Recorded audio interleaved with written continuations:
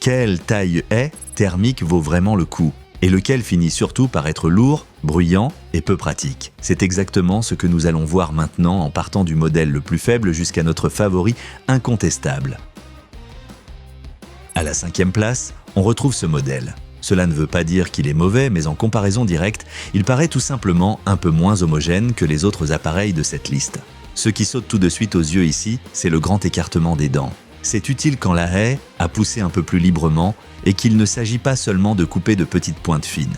À cela s'ajoute la poignée orientable qui rend les coupes latérales et les tailles de forme vraiment plus agréables. Au quotidien, ce n'est donc pas une mauvaise machine, simplement un modèle qui mise davantage sur quelques points fort précis que sur un ensemble vraiment équilibré. Le vrai point faible, c'est la puissance. Par rapport aux autres modèles de ce comparatif, c'est ici qu'elle est la plus basse, alors que l'appareil n'est pas particulièrement léger. Et c'est bien là le problème, on porte déjà un certain poids, sans pour autant avoir les réserves de puissance les plus convaincantes. Face à des haies plus denses et plus robustes, les modèles mieux classés dans ce classement paraissent tout simplement plus sereins. Si vous ne taillez qu'occasionnellement et que vous appréciez un grand écartement des dents, ce modèle peut malgré tout vous convenir.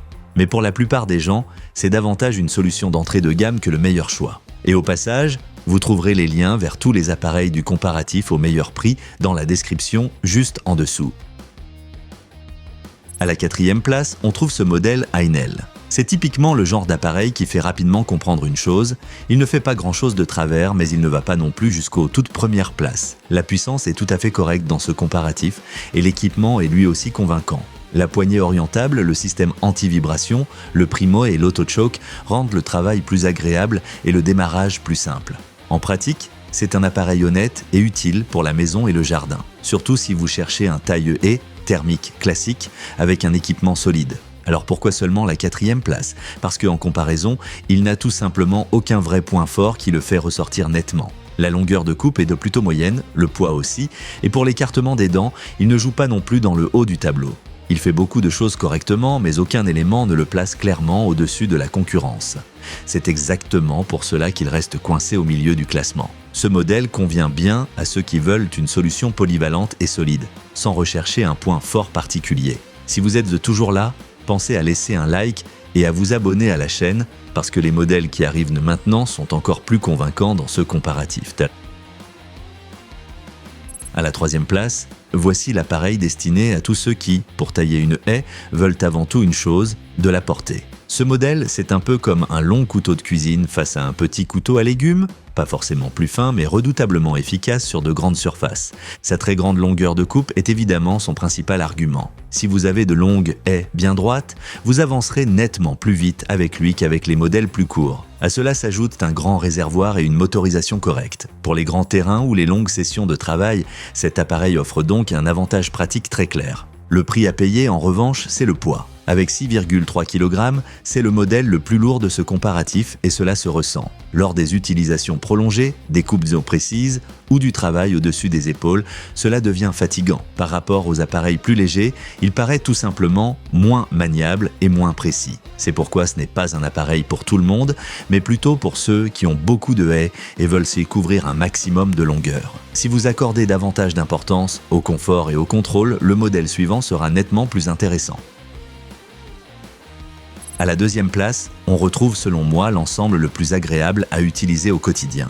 C'est le genre d'appareil qui, au bout de quelques minutes, donne tout de suite cette impression. Oui, tout semble bien pensé. Son grand atout, c'est son faible poids associé à une bonne ergonomie. La poignée réglable, l'amortissement des vibrations et le démarrage facile rendent cet appareil particulièrement agréable quand on ne taille pas seulement pendant 5 minutes, mais pendant un bon moment. S'ajoute à cela une longueur de lame correcte qui offre suffisamment de portée sans devenir encombrante. En comparaison directe, c'est la machine la plus confortable de cette sélection. Il n'atteint quand même pas la 1re place parce que ses réserves de puissance sont un peu plus limitées que celles de notre modèle gagnant. Pour les travaux de jardinage classiques, cela suffit largement, mais lorsque la haie devient plus dense, plus dure et plus ligneuse, on sent la différence. Là, le premier du classement dégage tout simplement plus d'assurance et de sérénité. Si vous privilégiez une prise en main légère, moins de fatigue et une sensation de travail détendue, c'est vraiment un excellent appareil. Mais si vous recherchez le meilleur ensemble globalement équilibré, alors voici maintenant notre numéro 1. À la première place, on trouve ce modèle parce qu'il offre le meilleur équilibre de tout le comparatif.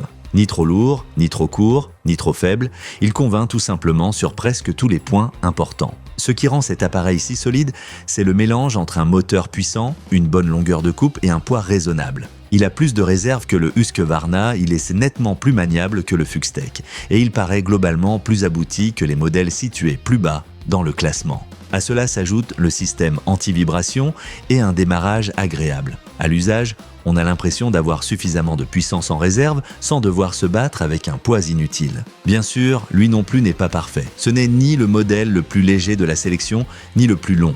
Mais c'est justement là que réside sa force. Il n'exagère dans aucune direction et trouve ainsi le meilleur équilibre. Et avec les outils, le meilleur équilibre est souvent le choix le plus intelligent. Cet appareil convient particulièrement à tous ceux qui recherchent un taille-haie thermique capable de couvrir proprement le plus grand nombre de tâches au quotidien. Si vous ne voulez pas perdre du temps à hésiter, mais que vous voulez simplement un ensemble solide et bien équilibré, c'est probablement vers ce modèle qu'il faut vous tourner en priorité. Le mieux, c'est d'aller voir directement les meilleurs modèles de ce comparatif via les liens dans la description.